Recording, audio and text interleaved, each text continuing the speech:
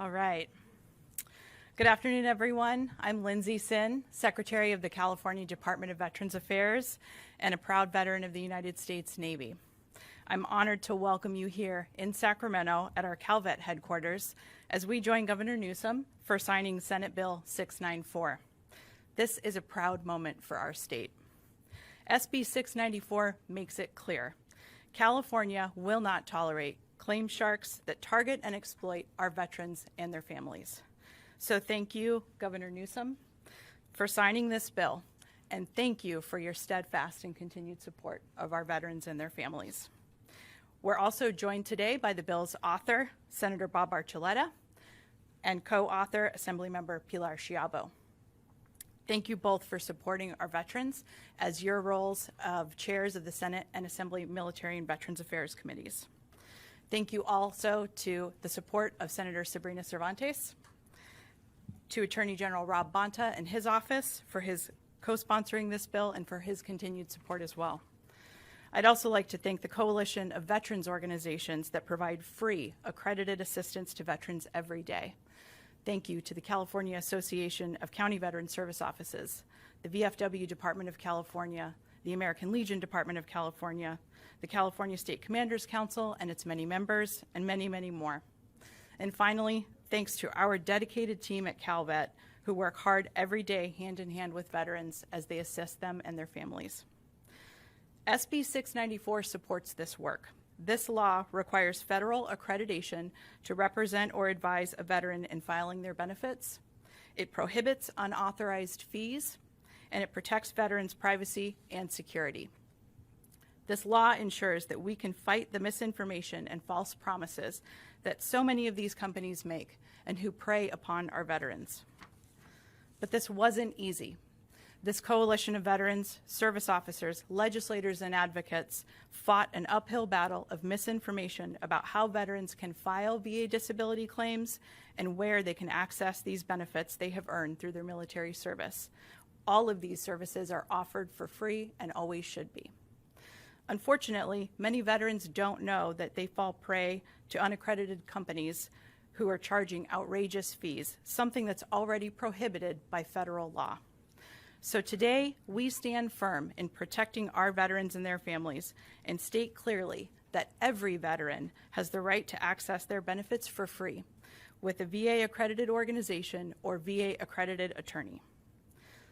Now I'd like to introduce our next speaker, representing the partnership between CalVet and our county representatives, President of the California Association of County Veteran Service Officers, David West.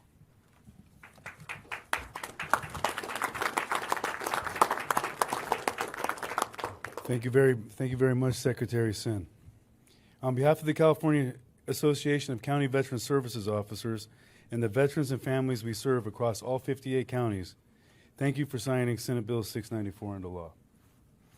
County Veteran Services Officers see the impact of predatory claims companies every single day. We see it not in our reports or headlines, but face to face, across the desk, when a veteran comes into us confused, stressed, and often harmed by a system that promised help, yet delivered exploitation. These companies aggressively target veterans at some of the most vulnerable moments of their lives, right after discharge, during medical crisis, when they're simply trying to understand the benefits that they've already earned.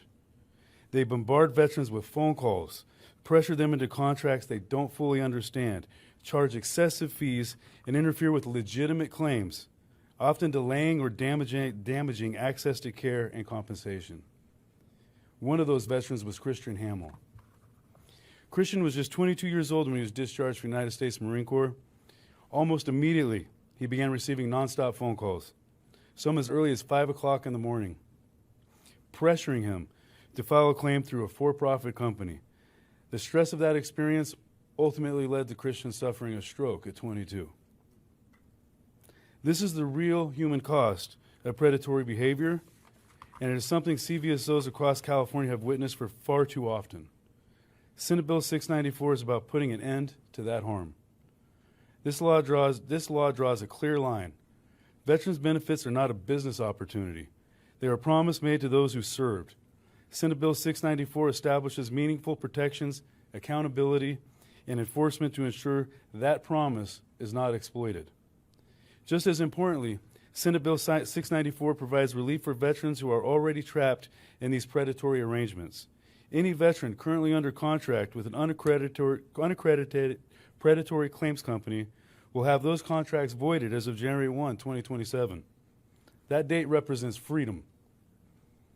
Freedom from financial exploitation, freedom from intimidation, and freedom to seek help from accredited, ethical professionals who exist solely to serve the veteran's best interests. For CVSOs, that means we can finally say to veterans, you are protected, and the state of California is on your side. This bill passed because of collaboration between CVSOs, CalVet, legislative leaders, advocates, all who refused to accept that exploitation was simply the cost of doing business. It passed because people listened to veterans, believed them, and acted. Governor, by signing Senate Bill 694, you are sending a powerful message to every veteran in California. Your service matters, your health matters, and your state will protect you. Thank you for your leadership, and thank you for standing for California's veterans.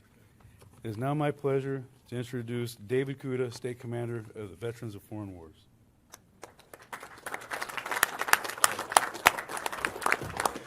Good afternoon. I represent over 90,000 members of the California Veterans of Foreign Wars and its auxiliary. But more so, I represent a community of veterans and their families, as well as the community who supports all of us. Now, I'd like to say that this has been a partnership effort here in what we gather today to celebrate.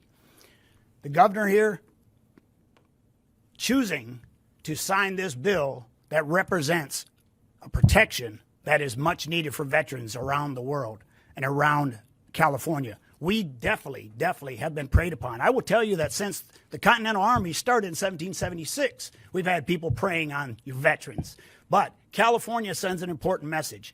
I thank the legislators that put together their partnership to be able to overcome an issue, because one of the trademarks of veteran support in our state and throughout the country, as I found out, has been bipartisan support. And this represents a landmark, a very landmark decision in being able to afford protections to veterans, telling them that California will not stand by and let us be used, as is the case in several places. And as California goes, so does the rest of the country. The rest of the country will recognize this. They'll be talking about what California has been doing for their veterans. And as long as we have veterans out there that need protections, we have over 1.8 million veterans in California. And we all know that the struggles that they go through, this provides a major protection so that they can get the benefits that they earned. And as my comrade David West said, this is not a Benny as far as something given. This is earned. They honored the contract. We honored the contract when we did what we did to serve our country. And this is honoring that contract. And California represents a very strong message in that. So I once again say thank you from all of the veterans that I represent to the congressmen, to the senators and to the assembly members and the governor himself. Thank you so much. It means the world to our families. Thank you. Thank you. I'd like to introduce Attorney General Rob Bonta. Thank you. Well, let me just say thank you to Commander Kuda for the incredible words, and grateful for the opportunity to be here. Rob Bonta, California Attorney General, and proud to be here with all of these incredible folks, leaders, this amazing coalition to mark the signing of Senate Bill 694, which is a very important new law strengthening protections for veterans, strengthening protections for their families. I want to say thank you up front to our great Governor Gavin Newsom for his leadership, for his commitment to signing this bill, to Senator Bob Archuleta, Senator Sabrina Cervantes, and Assembly Member Pilar Chavo for authoring it and advancing it. It was a long road with many obstacles, and makes today even that much more satisfying and important in delivering such an important set of protections for our veterans.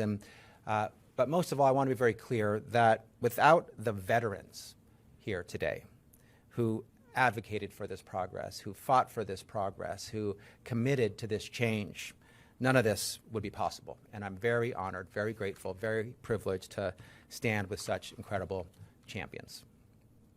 I want to also take a moment to honor the memory of Roger Meyer in particular, an Army veteran and California VFW leader who helped advocate with our office for an earlier version of this legislation. We're grateful for his service. We're grateful for his voice on behalf of veterans. His legacy continues to move forward in this bill and in many other ways.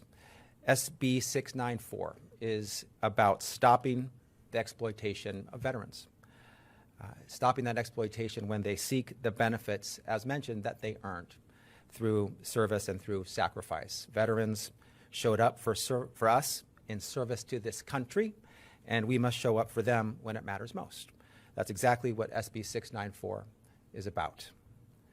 Across the country, so-called claim sharks target veterans seeking help with their benefit claims, veterans who deserve qualified help, not financial traps, not exploitation. And the rule is simple. If you want to charge veterans for claims help, you must be accredited, and you must follow the law. Simple, but powerful. California already leads in providing free, trustworthy help through county veteran services offices, accredited veterans organizations, and VA accredited representatives. This law strengthens that system and protects veterans from predatory actors trying to game it. My office will enforce this law and continue working with our partners to protect all of those who served. In California, we stand with veterans, and we won't tolerate their exploitation. So with that, let me say thank you, and I want to pass it on to an incredible champion and partner in the legislature, Assemblymember Pilar Chavo.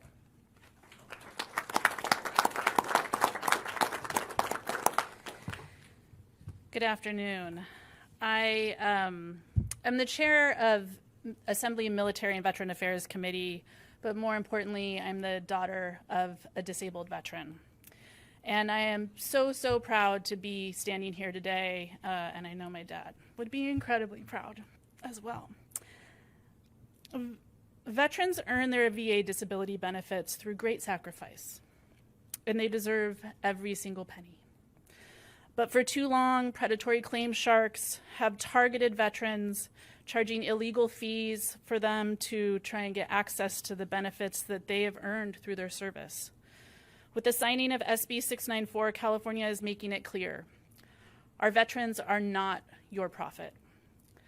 I want to thank Senator Archuleta for his incredible leadership, Attorney General Bonta, not only for helping us get to today, but the hard work he's going to do going forward after this to enforce the law. And I want to also thank our Speaker Rivas, Pro Tem Limon, who were unwavering supporters, and our federal partners who also engaged in this fight. Ranking Member Mark Takano, Speaker Emerita Pelosi, highlighting the national importance of this law. And to the governor for his vision and leadership, holding up California's values and making sure that we are standing with veterans by signing this into law today.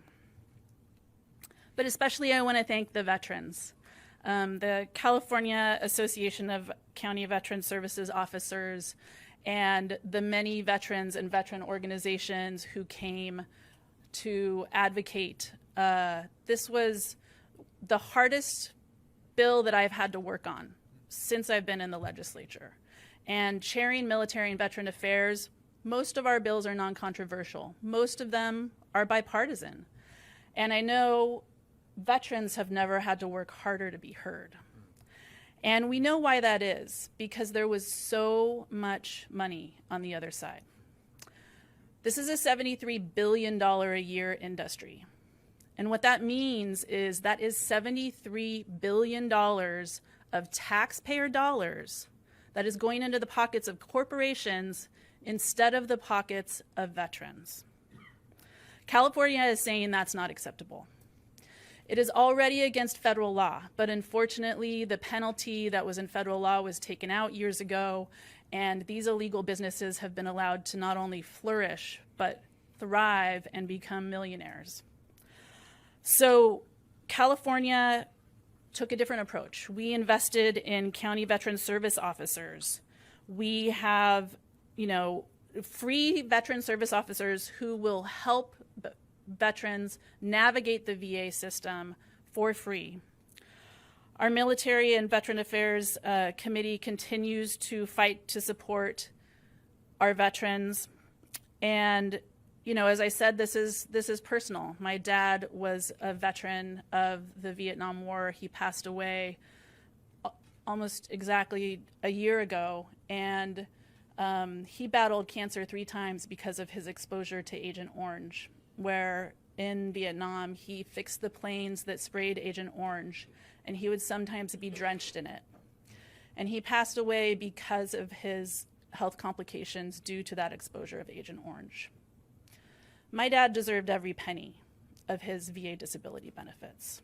He could hardly breathe and had to take 2 naps a day at the end of his life just to get through a day. And to think that there are companies that will target disabled veterans and take up to $20,000 out of their pockets is unconscionable. I am so proud that California is now joining a national effort to better protect our veterans, and that we are standing up to do what's right, to show our veterans that we will have their backs.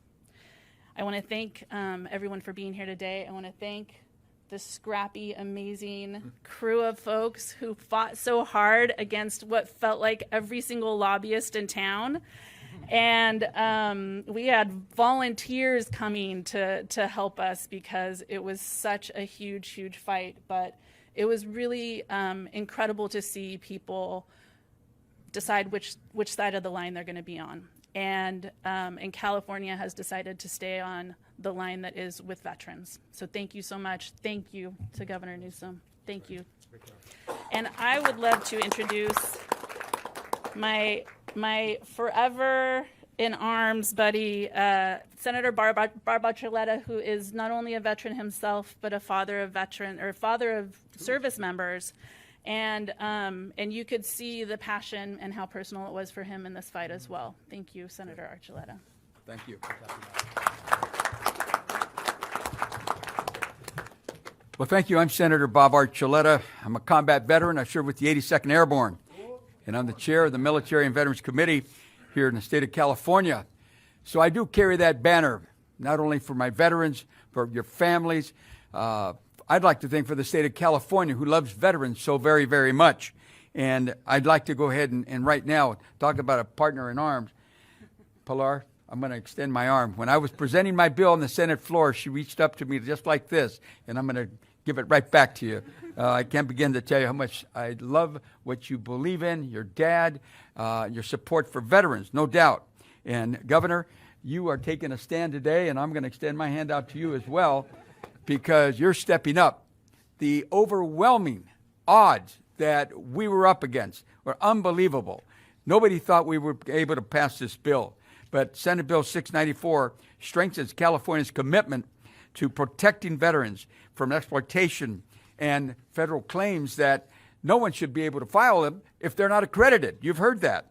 Even more importantly, it reaffirms California's responsibility to ensure veterans are not misled, not mistreated, manipulated, taken advantage of, or even seeking benefits that they really didn't deserve in some cases and had to come back and prove, and then they were at fault, and then who was guilty? They were. Why? Because they were misled by these individuals. So here in California, we're going to straighten this out. Senate Bill 694 is the way to do it. So the foundation of the bill is a key principle that military and veterans working together to uphold the law. And I think you heard from our Attorney General, this situation was against the law. Unaccredited individuals taking advantage of our veterans to the tune of $20,000 and $30,000 at a whack. It was, I'm telling you, we found this out. We had to come together. Look behind me. Veterans who served this country. You have family and friends who served this country. They deserve the best. And here in California, we intend to give you the best. Making millions of dollars in the back of our veterans is wrong. And it's time for us to allow the people who are doing the right job, our California Veteran Service Officers, the VFW, the American Legion, all the other organizations that are accredited to do this. So as a proud veteran of of 2 West Point graduates. My 2 sons are still serving, both paratroopers as well. And their buddies and friends all across the state and all across the nation have been calling and calling to say, thank you, California. Thank you for standing up. As paratroopers, we jump in, and I think we did it this time. And so I'm so proud of the fact that we've honored so many veterans, and we're going to continue to do that. And Governor, I know you're behind us. The Attorney General, Ron Bonta, I know you're going to go ahead and be tough. And this law will be enacted, and it will be protected to serve our veterans. So my colleagues in the Assembly, my colleagues in the Senate, I'd like to thank you publicly for all what you've done. It was a group effort. It took all of us. But again, to the County Veteran Service Officers, they're all over the state of California, to the VFW, AMVETS, AARP, PORAC, SEIU, and the Federation of Labor Unions. Even they jumped in because we can't allow anyone to take advantage of our veterans. So with that, someone who's carrying the ball all the way through California and across this nation to support our veterans, our governor, Governor Newsom. Thank you.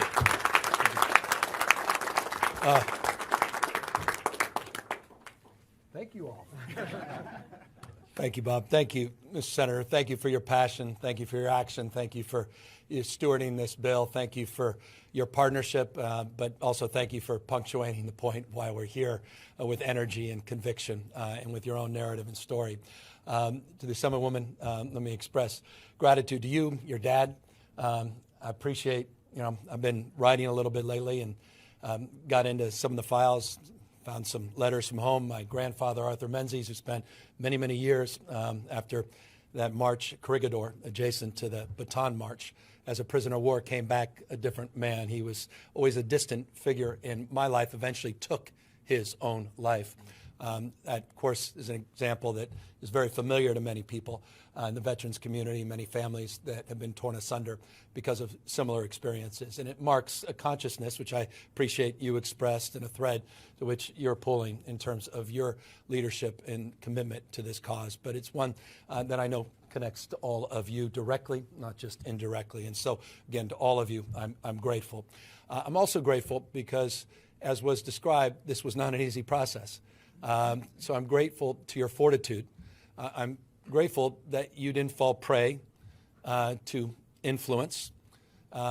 It wasn't, and it isn't, an exaggeration to say, even this morning, folks were still working to make sure that I didn't go to the left here and sign this bill. Good people, people that I believed in the past had conviction, character, and purpose, but in many cases are influenced by other things.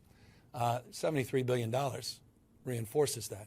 You talk about waste, you talk about fraud, you talk about abuse. California is doing something about it. Some people are talking about it, but they're not doing anything about it. We're doing something about it today. And so I'm very proud of all of you. That's leadership right here. The folks that stood strong and fought to make this happen. And I'm proud that it happened in California. Not first. There are a few other states that have marched the beat of a different drum for some time, but now California is joining that ranks with the ranks, as the Admiral said, of Commander, rather, the largest, one of the largest cohorts of veterans anywhere in the United States of America. To the Attorney General, we say this all the time, program passing is not problem solving. So I appreciate highlighting the importance, not only of your being here today, but the importance of your team being there tomorrow and over the course of months and years to make sure we enforce and address the abuses in this space. But I'm grateful to be here in this space with all of you in the spirit that defines this moment. I also want to just acknowledge some broader leadership. This is not the first bill that we have signed to advance the cause of our veterans in the state of California. We've been building some momentum in the last number of years. Madam Secretary, thank you for your leadership, the work you're doing in real time. The voters approved over $1 billion, part of that $6.38 billion package, Proposition 1, to address the issues of veterans and homelessness, the unprecedented supports for behavioral health and mental health that have been advanced by this legislature and are being implemented and applied throughout the state at a regional basis through your work, Madam Secretary. I want to also acknowledge the work of many of the people here today that also advanced that $20,000 threshold, the exemption on income taxes for our veterans. We were an outlier for too many years, and finally, California closed that gap last year. Again, it's all part of the momentum that we're building in this space to do more than just rhetorically say we have the backs of our veterans. So it's good to be back here. It's good to be here with all of you and have the backs of millions of our American heroes that are here and call California home. With that, let's sign this bill.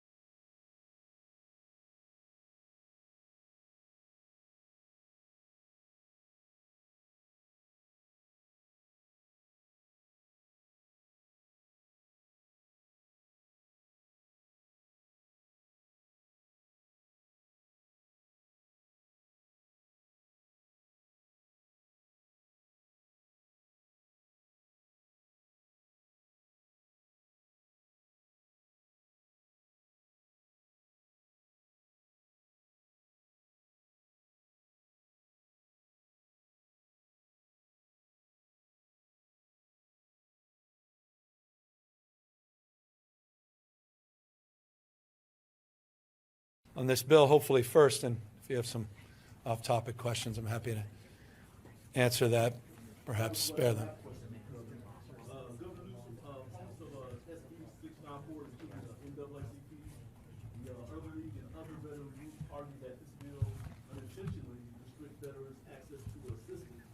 Especially veterans of color, low-income veterans, and those in rural and underserved communities.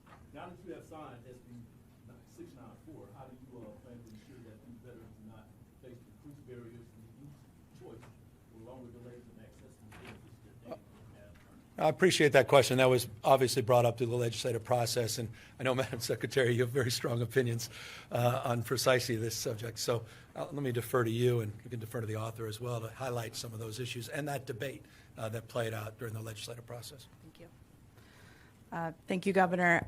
So first of all, we want to ensure always that every veteran has the opportunity to file claims through free, accessible, quality, and responsive accreditation process with accredited claims agent. That is really key. But what's happening here is a discussion about equity, but it's not equity, it's exploitation. It is far easier for these companies to say, because of who you are, we're going to charge you $6,000 to file a claim, when in fact we promise you can't get your claim filed anywhere else. That is simply not true.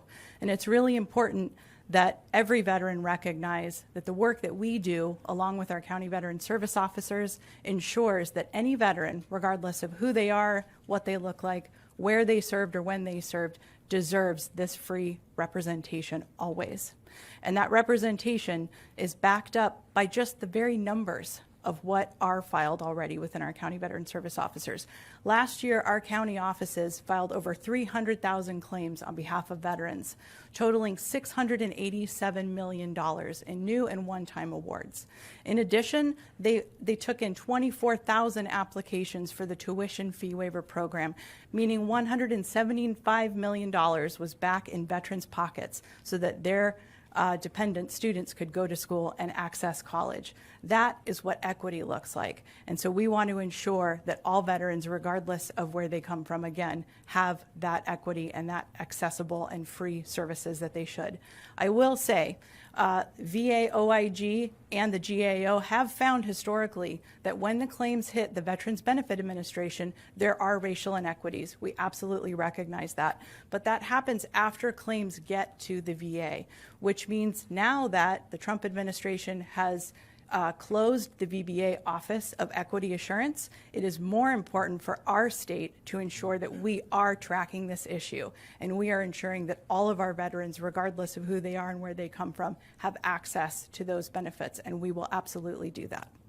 Governor, most of the veterans who serve in the California legislature are not here, don't support this proposal.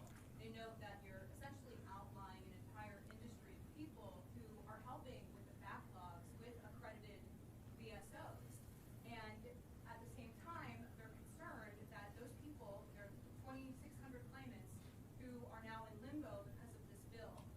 I wonder, I mean, I also know Assemblyman Jeff Gonzalez, the only disabled veteran in the legislature, wanted you to take his name off this bill, not even sign it, just based on that alone, that his name is on there in a way that he does not want.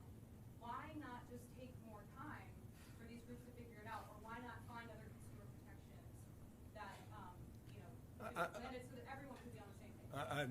I don't add names or remove names from bills. That's the purview of the legislature. And I'll just say this, I'm proud to sign this bill. It's the right thing to do.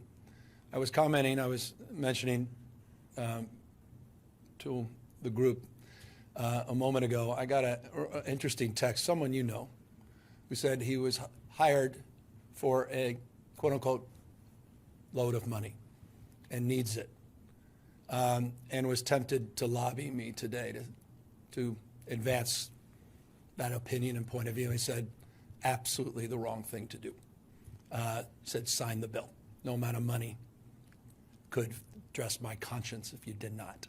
So I am very clear this is the right thing to do. That said, let me ask the author to answer your specific question, because that was debated with his and her colleagues in the legislature, and they can fill, I think, and color in a little bit more of their point of view on this. Thank you for the questions. Questions are still out there because, is there a right or wrong? What's the balance? The balance is the legal law. The balance is the legal situation. It is against the law to exploit veterans or anyone. And anyone who works with veterans should be accredited and licensed. You have a license. You have a license. You're accredited. School teacher, you're accredited. Why aren't these individuals falling into that system to go through the accreditation? They don't want to. Then they'd have to open up their books. They'd have to present records. Maybe they wouldn't have to, they would probably have to end up spending money on state taxes. Who knows what they would have to do? But they're exploiting veterans, and it is against the law. Time and time again, there is no excuse. Anybody running down the highway taking a load of groceries to those that need help, God bless them for doing it. But you can't be driving that truck without a license, without being accredited to drive an 18-wheeler. We have laws to protect the community, and we have now just witnessed a law to be signed that was signed by the governor to protect our veterans. And we're going to stand with it, and we're going to help more veterans in the long run than ever before. Every single one of you across the state of California that you have a county veteran service officer in 56 counties, every one of them are going to step up. They're going to go ahead and acknowledge every single veteran. Every single veteran that's in the system will remain in the system. We are going to help. We've got the commitment from the governor, the Secretary of Veterans Affairs, our colleagues. We're going forward with this bill, and we're going to protect our veterans. Thank you. Your colleague, Senator Tom Ummer, who is also a veteran, likened this situation to eviscerating criminal defense attorneys who were private, also not necessarily accredited. I understand they're in the bar, but it's almost as if Well, let me just point out, every colleague has his own opinion. And that's why it is so important we understand. We put this out to everyone. Everyone had a shot at this. The good, the bad, the ugly. And guess what? The good prevailed because veterans need to be protected. And not everybody sees it. Well, guess what? I see it. I served. And I will tell you that as I fight for my 2 sons, and I will fight for every veteran, I will continue to let everyone know that all of us here representing veterans from the state of California across this nation are going to stand up, and the calls are coming in. Thank you, Senator Archuleta. Thank you, Governor. Thank you to all of us for what we've done. We've just took on the biggest lion that you can possibly find. They didn't think we were going to make it. Well, guess what? Veterans, when they come together and their families come together, they have a voice, and the voice was heard. Thank you. If I may just add, on the idea that they are helping, they are actually getting in the way of veterans getting their benefits because they're clogging up the system. So these claim sharks cannot go in like a county veteran service officer. David should come up here. Like a county veteran service officer can go in and electronically file a claim. These companies cannot legally go into that system. They're illegally trying to access people's records, which is also covered under this law to protect their information. So they're filing paper claims. And because there have been so many fraudulent paper claims because of the proliferation of these claim sharks, they are actually slowing down the process with the VA because the VA now has to go through analyzing every single application that comes in by paper with extra scrutiny because they are seeing so much fraud. And they're encouraging people. I spoke with one veteran who she was a single mom leaving an abusive relationship. She got promised that they were going to help her. They tried to push her to go see a non-VA doctor because they were trying to increase her benefit fraudulently. If she didn't feel comfortable, she backed out of it after already paying them thousands of dollars. And if she had gone through with that and then been awarded that benefit and they came back and said she was fraudulent, she would have been on the hook for that. So they are putting veterans at risk by doing trumped up and increased claims. So they're not only clogging the system through the applications, they're clogging the system through the phone line. They have these auto dialers, they get people's private information, they log in and they call through the rolls every single day to see if veterans got increased benefits so that they can go after them and say, now you owe us $5,000, $10,000, $20,000. So they are clogging the system in every single possible way. They like to say to veterans, we can get your benefit faster, we can get you more. Well, maybe if they're fraudulent, they can get them more, but they do not have a different road into the VA, and they are actually clogging up the only road that exists for veterans to get their benefits. And on the point that was made around attorneys, it's not even the same thing at all. It's apples and oranges. Because attorneys are under the bar. They are regulated. There is transparency. There is accountability. This is more like an illegal dentist in a garage operating. If that were happening, you shut it down. It's illegal. It's just illegal. And what they're doing violates federal law, plain and simple.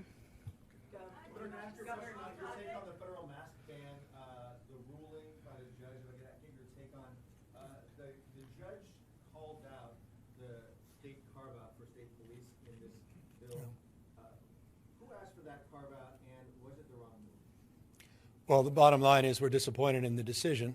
I don't believe that federal agents should be running roughshod over the Constitution, putting communities that are already on edge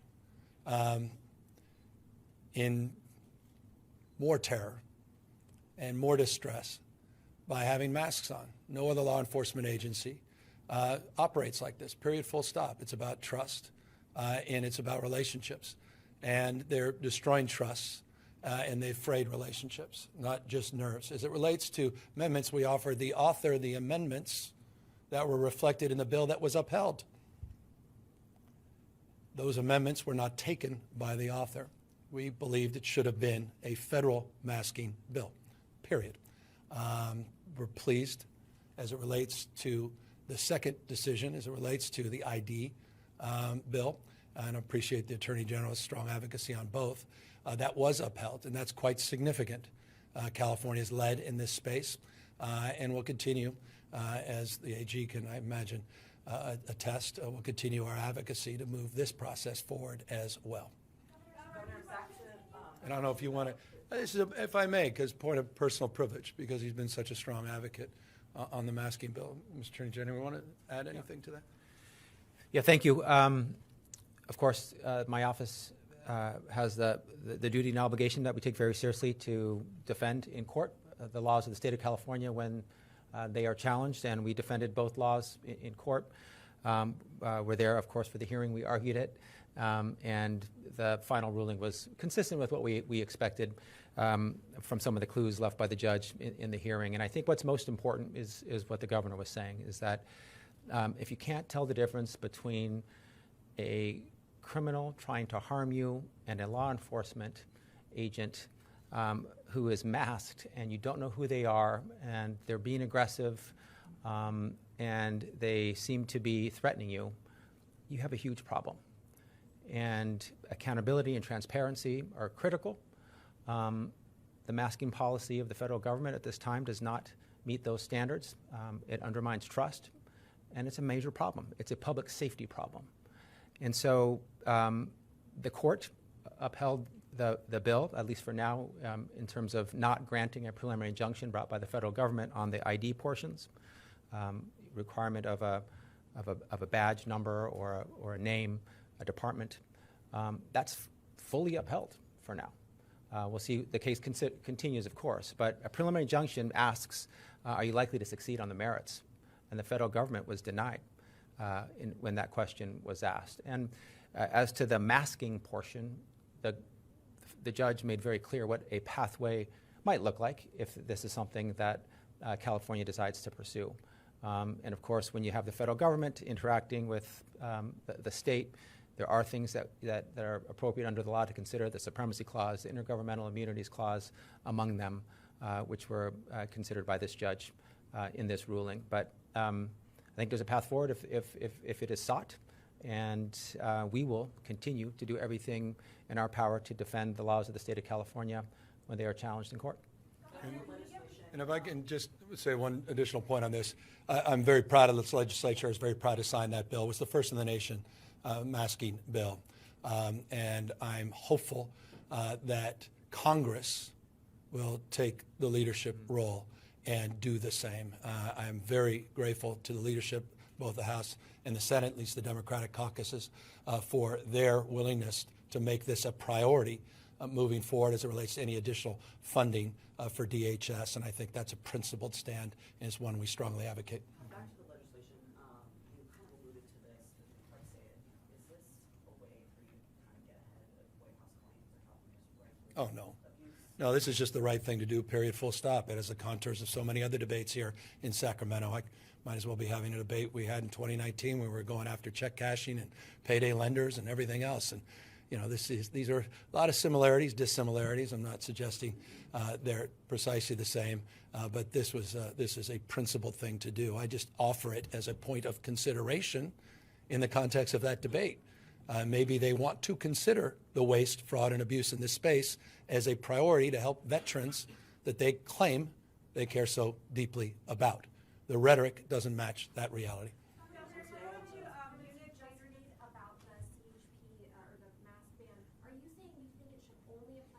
Well, I thought it was the cleanest approach to go, but we signed the bill we signed, and to the extent that they want to consider another bill on the basis of the decision that was rendered by this particular judge. Now we're going to see how the process unfolds, which was the implication, or at least the suggestion that the Attorney General made. We'll see where that goes. But as it relates to the issue of federal masking, that was the intent that we were trying to ultimately advance. They made a determination, the legislature, to include local government. They made an exemption for state government. Now on the basis of these facts and what was actually said in the opinion, there may be, as the Attorney General said, a different path.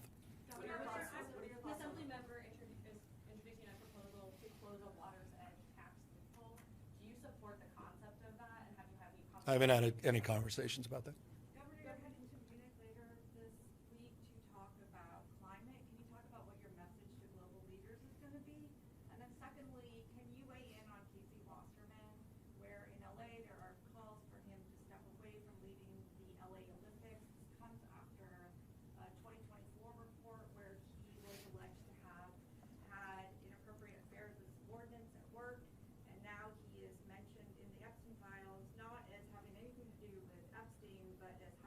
William Maxwell.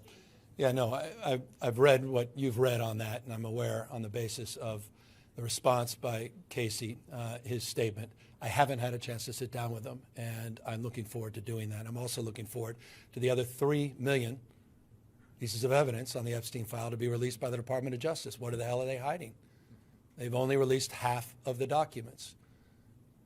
That needs to happen, and to the extent that I will have a stronger opinion, will be on the basis of that engagement directly with Casey. On the issue of the environment, and goes to the endangerment finding issue that was brought up and highlighted this week under the EPA, I'm going to not double down on stupid.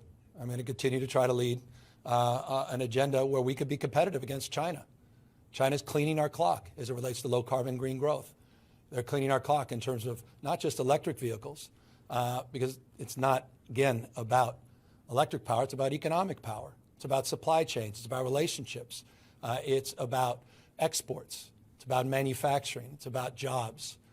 And this country is walking away. Endangerment finding, we're walking away from science.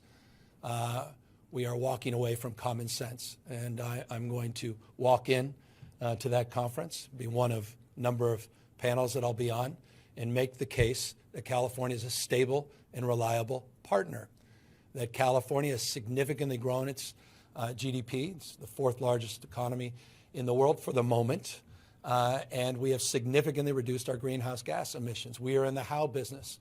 We are implementing our ideals. 3/4, or rather 2/3, 67% of the economy of this state runs on 100% renewables, at least 100%, and that's 67%, meaning California is demonstrating at scale that we can lead with the application of these new technologies, and we are a big beneficiary of the economic benefits of that as well. What's your comments on President Trump posting that video of the Obama assassination? Well, it's disgraceful, it's racist, it's abhorrent. Any other circumstance, that person would be fired. Board of directors would ask him to be fired, be ashamed and humiliated, and would have apologized. He did none of the above. The President of the United States sending out a racist trope should disgust every human being in this room, everyone. I don't care if you're Democrat, Republican, Independent, watched Kid Rock this weekend or Bad Bunny. You should be disgusted by the behavior of the President of the United States. And then I'll extend it. The behavior included trying to lay out some anonymous staff member, if you believe that, lying to the American people, putting out a racist trope, disgraceful. Leader of the free world. I don't care who the hell you are. That was sick. It was sick. Sickens me in my core, and I appreciate you bringing it back up, because I can't believe that was washed away just with another news cycle. How the hell is he allowed to get away with that? You think he was doing it to avoid the Epstein spot? Public health funding by the White House today, $328 million of that is for California. So what is your response? How do you 328, we're getting money? I didn't hear the first part. What do you say? Of the $600 million rescinded in public health funds from the 4 Democratic states, No. for California, that's $328 Yeah, we're going to litigate. We've got an attorney general that's well-versed in litigation, but he's more importantly, we litigate from a position of strength. We believe in the rule of law, not the rule of dawn. I hope it's dawned on you and everybody else that your question, what you just asked, framed with 4 Democratic states. Is litigation how we plan to address the lack of that funding? Well, when you have someone who doesn't believe in the law or thinks laws don't apply to him and consistently breaks the law, then you have to use the courts. They seem to be the only other branch of government functioning right now. Certainly not the supine Congress, not Speaker Johnson, who's nowhere to be found on any of this, who countenanced that racial video, who continues to countenance this kind of recklessness to the rule of law, congressionally appropriated funds that are being misdirected and abused by the President of the United States. Again, we are very familiar with this, and this AG is very successful in addressing this in a court of law.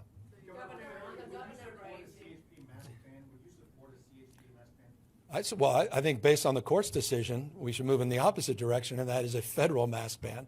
as it relates to federal agents. I think the issue that is at hand is ICE. The issue at hand is federal agents, period, full stop. To the extent we want to have a debate about local and state masking, that's a different conversation. But the issue at hand is the issue of ICE and the issue of federal agency that is abusing those masks in the context of their operations. Governor, on the governor race to replace you, I have no comment, none. Thank you. Next question. what are your thoughts on the very large field of Democratic candidates right now? I have none. Are you? I just, and forgive me, I said this a few weeks ago. I wasn't exaggerating. It's just not my focus. It's yours. I'm focused on my job. I've got a job. Yeah, sell by date. I'm very mindful of that, but I'm going to run a 110-yard dash in the spirit of the Olympics. I look forward to doing my job and you doing yours by continuing to ask that question. Last question. All right. I'm wondering, are you aware of a legislative proposal that would extend the right to remote work for state workers? I know you're. Well, I was just talking to, we got to get these downtowns moving again. Got a sense of community and place. I'm supporting the local deli. It's been around 20, 30 years that doesn't know if they can last another 20, 30 days. I'm for a sense of community and energy and daring. I'm for serendipity. I'm for relationships. I'm for bonds being formed. I'm for young people having a chance to be seen and heard and opportunities for growth and promotion. I'm for, I'm for addressing the issue of loneliness and isolation. I'm for getting us back. So as you know, I've supported that, and I believe that we're on track to do that July 1st. To the extent others have different opinions, I think that's reflected in your question. They do. My opinion has been consistent, and I hope was just reinforced very clearly in terms of the comments I just made. Any other final question with that? Oh, good. Are there any particular policies that your administration is planning a direct response to? Well, I mean, we're going to litigate again. What's so reckless about this is, this is the foundation of scientific reason that we can advance and arguments we can advance as it relates to our regulatory policies and position. But they're not even trying to address that because they know they'll lose because they're so sound. They're trying to go after the Massachusetts decision to go around this. And that just shows the lengths to which this administration will go to try to recreate the 19th century. We want to dominate the future. We want to be competitive, not just against China, but the rest of the world. We want clean air. We want clean energy. We want abundant energy. We want low-cost energy. We want to enjoy the tech stack that is part of this revolution. Other countries get it. We are doubling down on stupid. This is profoundly reckless to the economy of the United States. It is profoundly reckless to the health of the United States. This has nothing to do with making America healthy again or wealthy again. Quite the contrary. Thank you, guys.